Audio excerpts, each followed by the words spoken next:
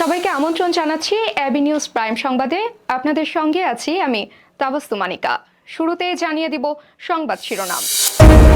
7 ঘন্টা অবরোধের রুদ্ধশ্বাস শাহবাগ, তীব্র যানজট ও সাধারণ মানুষের দুর্ভোগ। আইন শৃঙ্খলা পরিস্থিতি স্থিতিশীলতা অর্জন করছে, আরও উন্নতির আশা প্রকাশ। আওয়ামী লীগের কর্মীদের প্রশিক্ষণের অভিযুক্ত মেজর সাদিক সেনা হেফাজতে। কম্বোডিয়ার 20 সেনা থাইল্যান্ডে আটক, সীমান্তে রক্তক্ষয়ী সংঘর্ষ। ইংল্যান্ড ও ওয়েলসে আবারও শীর্ষে মোহাম্মদ নাম, জনপ্রিয়তার দ্বিতীয় স্থানে নোয়া। পাকিস্তানের বিরুদ্ধে ম্যাচে নাম প্রত্যাহার ভারতের, খেলবে না বিশ্ব চ্যাম্পিয়নশিপ অফ লেজেন্ডস। দর্শক, এতক্ষণ শুনছিলেন শিরোনাম, এখন বিস্তারিত। জুলাই সনদে দাবি পূরণের জন্য 7 ঘন্টা ধরে শাহবাগের রাজপথ অবরোধ করে রাখেন জুলাই যোদ্ধারা। বৃহস্পতিবার সকাল 10:30টার দিকে শুরু হওয়া এই কর্মসূচিতে শাহবাগ মোড় ও আশেপাশের এলাকায় ব্যাপক যানজট সৃষ্টি হয়েছে। অবরোধের কারণে Nilkhet, new market, science lab, Dhanmondi এলাকা সহ আশেপাশের সড়কগুলোতে তীব্র যানজটের কারণে সাধারণ মানুষ চরম দুর্ভোগে পড়েছেন। অনেকেই হেঁটে গন্তব্যে যেতে দেখা গেছে। যানজটের কারণে রিকশা চালক রাশেদ ক্ষোভ প্রকাশ করে বলেন, জ্যামে অনেক কষ্ট হচ্ছে, গাড়ির চাকা না ঘুরলে কিভাবে আয় করব। অবরোধে অংশ নেওয়া আন্দোলনকারীরা নানা স্লোগান দিয়ে দাবি জানান, জুলাই সনদ দ্রুত সংবিধানে অন্তর্ভুক্ত করতে হবে। তারা বলেন, আমাদের এই দাবি মানতেই হবে, না হলে জীবন দিয়ে দেব, কিন্তু রাজপথ ছাড়ব না। আমাদের জুলাই ঘোষণাপত্র এবং জুলাই সনদ দিতে হবে। এবং দ্বিতীয় দাবিটা হচ্ছে জুলাই ঘোষণাপত্রকে স্থায়ীভাবে সংবিধানে যুক্ত করতে হবে। জুলাই সনদ এবং স্বীকৃতি, এটার জন্য আমরা আহতরা আসছি সবাই। জুলাই সনদ সংবিধানে স্বীকৃতি চাই আমরা, এই আমার দাবি, আর কোনো দাবি। এটা আপনারা শুনতেছেন 1 বছর ধরে জুলাই সনদ, জুলাই স্বীকৃতি দিবে, এখন পর্যন্ত পায় নাই। আমাদের দরকার জুলাই স্বীকৃতি, জুলাই সনদ। এদিকে বিএনপি ও জামায়াতে ইসলামের 2 শীর্ষ আইনজীবী একত্রে দাঁড়িয়ে জুলাই সনদ ঘোষণা করার গুরুত্ব তুলে ধরেছেন। এই 2 বিশিষ্ট আইনজীবী হলেন বিএনপির আইন বিষয়ক সম্পাদক ব্যারিস্টার কায়সার কামাল ও জামায়াতে ইসলামের অন্যতম প্রধান আইনজীবী অ্যাডভোকেট মোহাম্মদ শিশির মনির। সংবাদ সম্মেলনে তারা বলেন, জুলাই সনদ নিয়ে প্রত্যেকটি রাজনৈতিক দল অত্যন্ত সহনশীল ও ইতিবাচক। দেশের বিভিন্ন রাজনৈতিক দলের মধ্যে আলোচনা চলছে। এই জুলাই সনদ আমাদের দেশের জন্য একান্তই প্রয়োজন। বৃহস্পতিবার সুপ্রিম কোর্টের অ্যানেক্স ভবনের মিডিয়া রুমের সামনে এই 2 আইনজীবী মতামত তুলে ধরেন। আজকে 12টা পয়েন্ট অ্যাড হচ্ছে, খুব দ্রুতই এটা ডিক্লেয়ার হবে। আমার ধারণা সকলেই এটা পেয়ে খুশি অনুভব করবে। অফকোর্স জুলাই সনদ এটা আমাদের দেশের ক্ষেত্রে প্রয়োজন, অবশ্যম্ভাবী। জুলাই সনদের ব্যাপারে প্রত্যেকটা রাজনৈতিক দল অত্যন্ত সহনশীল এবং ইতিবাচক। তো অফকোর্স আপনারা জানেন যে জাতীয়ভাবে রাজনৈতিক দলগুলোর আলাপ আলোচনা চলছে। দেশের আইন শৃঙ্খলা পরিস্থিতি এখন ধীরে ধীরে স্থিতিশীল পর্যায়ে এসে পৌঁছেছে এবং ভবিষ্যতে আরও উন্নতি হবে বলে আশা প্রকাশ করেছেন প্রধান উপদেষ্টার প্রেস সচিব শফিকুল আলম। বৃহস্পতিবার এক সংলাপে সভাপতিত্ব করেন বিএসআরএফ সভাপতি মাসুদুল হক এবং সঞ্চালনা করেন সাধারণ সম্পাদক উবায়দুল্লাহ বাদল।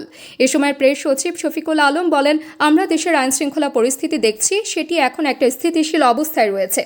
হ্যাঁ, কিছু অপ্রত্যাশিত ঘটনা ঘটছে, কিছু জঘন্য খুনের ঘটনা ঘটছে, কিন্তু আমি আপনাদের নিশ্চিত করতে চাই, পরিসংখ্যান দেখলে বোঝা যাবে পরিস্থিতি মোটামুটি নিয়ন্ত্রণে আছে। তিনি আরও বলেন, পুলিশের আত্মবিশ্বাস এখন অনেক বেশি। তারা আমাদের একটি 21 পৃষ্ঠার ডকুমেন্ট দিয়েছে, যেখানে উল্লেখ রয়েছে তারা কি কি কাজ করেছে। বৃহস্পতিবার সচিবালয়ে গণমাধ্যম কেন্দ্রে বাংলাদেশ সেক্রেটারিয়েট রিপোর্টার্স ফোরাম আয়োজিত সংলাপে তিনি এ কথা বলেন।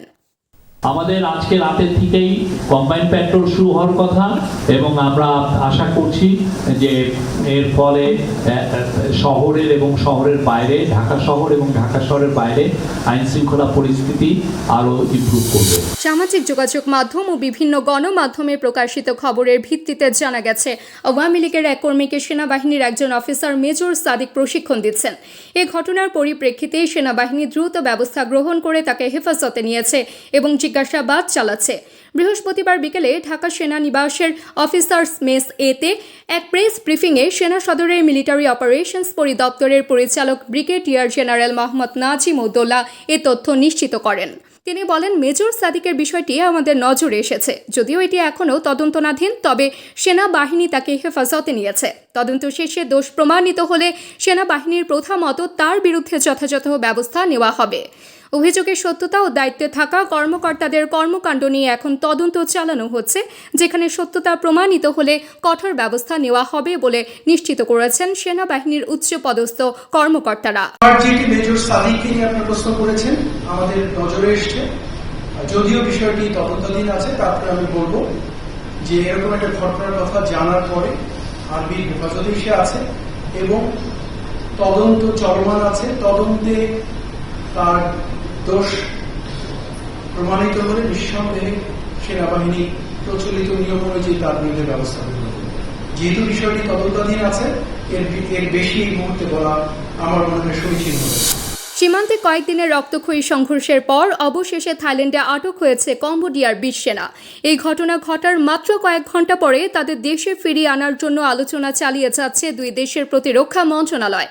বৃহস্পতিবার আল জাজিরার প্রতিবেদনে জানা গেছে, কম্বোডিয়ার প্রতিরক্ষা মন্ত্রণালয়ের মুখপাত্র মালি সোচিয়েতা বলেছেন, আটক সেনাদের মুক্তির বিষয়ে থাইল্যান্ডের সঙ্গে আলোচনা চলছে। তবে তাদের দেশে ফেরানোর আগে আমরা চাই তারা আইনি প্রক্রিয়ার মধ্য দিয়ে সব হোক। তিনি আরও বলেন, আমরা আমাদের সব সেনাকে নিরাপদে ও দ্রুত ফিরিয়ে আনার জন্য থাই কর্তৃপক্ষের সঙ্গে সর্বোচ্চ চেষ্টা চালাচ্ছি। মঙ্গলবার সকাল 7:50 যুদ্ধবিরতির প্রায় 8 ঘন্টা পর কম্বোডিয়ার সেনারা থাইল্যান্ডের নিয়ন্ত্রণাধীন এলাকায় প্রবেশ করে সেখানে অবস্থান নেয়। এই ঘটনার পর থাইল্যান্ডের সেনাবাহিনী তাদের আটক করে। থাই সেনাদের পক্ষ থেকে জানানো হয়েছে, এই সেনারা আন্তর্জাতিক আইন অনুযায়ী প্রক্রিয়া পাঠানো হবে। তবে এই প্রক্রিয়ার প্রকৃতি বা কেমন হবে তা এখনও স্পষ্ট নয়। সীমান্তে উত্তেজনা এখনও অব্যাহত থাকলেও দুই দেশের শান্তিপূর্ণ সমাধানের জন্য কাজ চলছে। বছরান্তে তালিকায় আবারও শীর্ষে উঠেছে মোহাম্মদ নাম। ইংল্যান্ড ও ওয়েলসের তরুণ প্রজন্মের মধ্যে এই নামটি টানা দ্বিতীয়বারের মতো জনপ্রিয়তার শীর্ষে রয়েছে। যুক্তরাজ্যে জাতীয় পরিসংখ্যান অফিসের তথ্য অনুযায়ী 2024 সালে মোট 5,712 জন শিশুর নাম মোহাম্মদ রাখা হয়েছে। অপরদিকে দ্বিতীয় স্থান অধিকার করেছে নোয়া। গত বছর এই নামটি পেয়েছিল 4,139টি শিশুর পছন্দ। এরপর রয়েছে অলিভার, আর্থার ও লি। জনপ্রিয়তার তালিকায় স্থান করে নিয়েছে।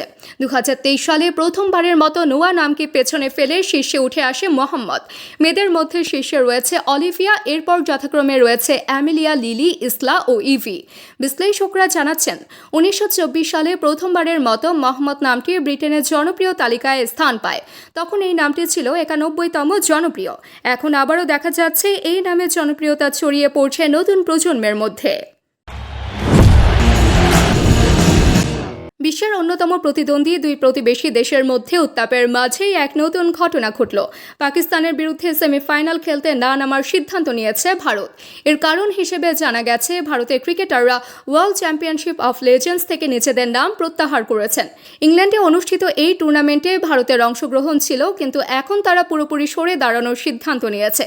ভারতীয় দলের পক্ষ থেকে অফিসিয়ালি ইসিবি অনুরোধপত্র পাঠিয়েছে, যেখানে জানানো হয়েছে তারা আর এই আসরে অংশ নেবে না। প্রতিযোগিতার সেমিফাইনালে বৃহস্পতিবার পাকিস্তানের মুখোমুখি হওয়ার কথা ছিল ভারতের। তবে গ্রুপ পর্বের মতোই এই গুরুত্বপূর্ণ ম্যাচেও ভারতীয় ক্রিকেটাররা খেলতে অস্বীকৃতি জানায়। মূল কারণ হিসেবে উল্লেখ হয় পেহেলগামে সন্ত্রাসী হামলার প্রতিবাদে তাদের এই সিদ্ধান্ত। এর আগে গ্রুপ পর্বে ভারত পাকিস্তান ম্যাচ বাতিল হয়ে গিয়েছিল। অধিকাংশ ক্রিকেটার তাদের এই সিদ্ধান্তের পক্ষে থাকায় ম্যাচের আয়োজন সম্ভব হয়নি। দর্শক, এতক্ষণ আমাদের সঙ্গে থাকার জন্য ধন্যবাদ। সর্বশেষ সংবাদ পেতে ভিজিট করুন আমাদের ওয়েবসাইট www.abnewsinternational.com এ। সেই সঙ্গে নিয়মিত ভিডিও নিউজ পেতে আমাদের ফেসবুক পেজ ও ইউটিউব চ্যানেলে চোখ রাখুন।